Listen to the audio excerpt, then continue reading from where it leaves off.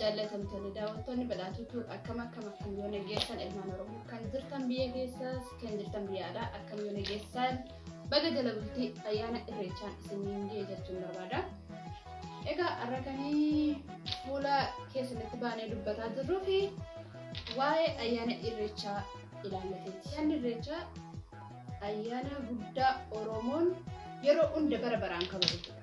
Egaa ayyaanni irreechaa Oromoodhaaf maali kan jedhu yaada tokko waliin mari'achuudhaaf walii ibsuudhaaf kan asitti argamne. Egaa isinilleen koomentiidhaan yaadni keessan maal akka ta'e nu ibsuu dandeessan, ayyaanni irreechaa Oromoodhaaf maal akka ta'e ibsuu dandeessan jechuudha. Egaa ayyaanni irreechaa akka kootti ayyaana Oromoon kabajattu keessaa ayyaana tokko ta'eeti kan inni argamu, bara baraan Oromoon kan kabajatudha. Ayyaana seena qabeessa, ayyaana aadaa fi duudhaan Oromoo irratti argamudha. Kanarratti gaa yaada qabnu ayyaanni irreechaa kan warri amantii waaqeffataa qabanis achumarratti waaqa isaanii ittiin galateeffatanii Oromoon hunduu facaqii gannaarraa booqaa birraatti isiniin ga'e jedhanii kan ittiin galateeffatanii waaqa isaanii ittiin galateeffatanii malkaarratti gaa Oromoon wal argee harka wal fuudhee baga geessee baga gammaddee waliin jedhudha. Egaa walumaa galatti ayyaanni irreechaa kan Oromoon galata Rabbii ofiitiif waaqa tokkichaaf ittiin galata isaa galfatu jechuudha. Ayyaanni irreechaa Oromoon aadaa ofii bara dheeraaf sarbameera, bita gittaa jechuudha. Gabrummaadhaatiin harkaa kan fudhatame aadaa keenya kan ifatti baasudha, kan maalummaa keenya ibsudha.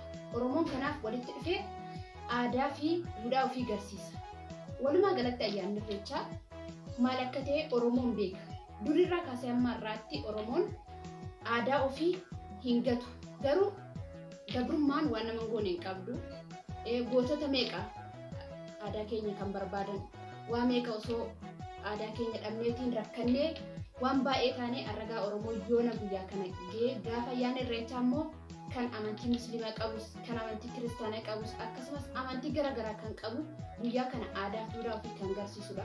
Egaa Oromoon amantaa kiristaanaas, amantaa musliimaas kan qaban waaqeffataas ta'e wanni ayyaana irreechaa kanarratti argamaniif maaliif ayyaanni irreechaa hambaa gootota Oromoo, hambaa aadaa fi duudhaa keenyaa kan ganamaa kan gartee garbummaadhaan nu harkaa fudhatame waan ta'eef achirratti wal argaa jechuudha. Egaa akkasumas Oromoon gaafa xiiqii walirraan haafuu iddoon kun iddoo xiiqii isaaniiti, iddoo gartee amantii musliimaa fi kiristaana jedhanii osoo adda waliin baasne hambaa dhiiga ilmaan Oromoodhaa iddoo sanatti gannaqame sana kaasanii magarsanii biqilfatanii dhiiga goototaa tiksuudhaaf akkasumas iddoon san seenaa goototaa waan itti yaadannuuf Oromoon akka walirraan hafne abdii guddaan qaba.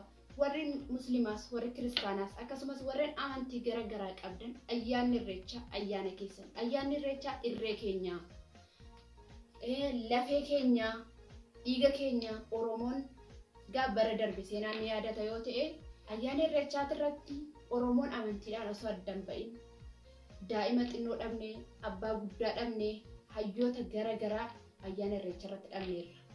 Arras warreen kalee ayyaana irreechaa waliin irreeffanne hayyoonni keenya illee mana hidhaa keessa jiraatanis ayyaana kana immoo qeerroof qarreen Oromoo kan biyya alaa jirtan, kan biyya keessa jirtan illee kan biyya namaa keessa jirtanis yaadni keessan gara ayyaana irreechaatti akka ta'u abdiin qaba. Warreen biyya keessa jirtanii qaamaaf qalbiin keessan ayyaana irreechaa irratti amantii musliimaa jettanii, amantii kiristaanaa jettanii adda ol baasoo hin taane amantii qabdaniin ayyaana irreechaa lafee gootawwan keessanii dheettanii akka daawwattanii jajjabeessitan. Egaa akkasumas yaa Oromoo ayyaana irreechaa irratti bara 3-4 dura, baruma 2 dura jechuudha, Oromoon ayyaana irreechaatti bara 2016 waan ta'e namuu beekna. Eenyuyyuu seenaan hin dagatu. Lafeen gootota keenyaa hamma guyyaa har'aatti siidaan hin dhaabannee fi ijoollee Oromoo kan guyyaa sana achirratti dhabne amantii qabatanii amantii isaanii, amantii musliimaa kan qabu, kan kiristaanaa qabu, kan waaqeffataa qabu guyyaa sana taa'anii waliin dhuman sana yaadannee aarrallee warreen biyya namaa keessa jirtanillee yaadni keessan qeerroo biyya jiru faana ta'e akkasumas hayyoonni keenya kan mana hidhaa keessa jiranillee erga isaan achirra qaamaan dhalaa waatanillee ijoolleen isaanii isin guddisan qeerroon isaan biqilchanii yoo naan ga'an achirratti dhexxanii jirra jettanii akka diina garaa guddan abdiin qaba. Kanaafuu baga ayyaana irreechaa jala bultii ayyaana irreechaatiin isin ga'e jechuun barbaada. Hordoftoonni badhaatutu guddaa galatooma waan na daawwattaniif like share subscribe gochuun akka nu hin daganneen isiniin jedha.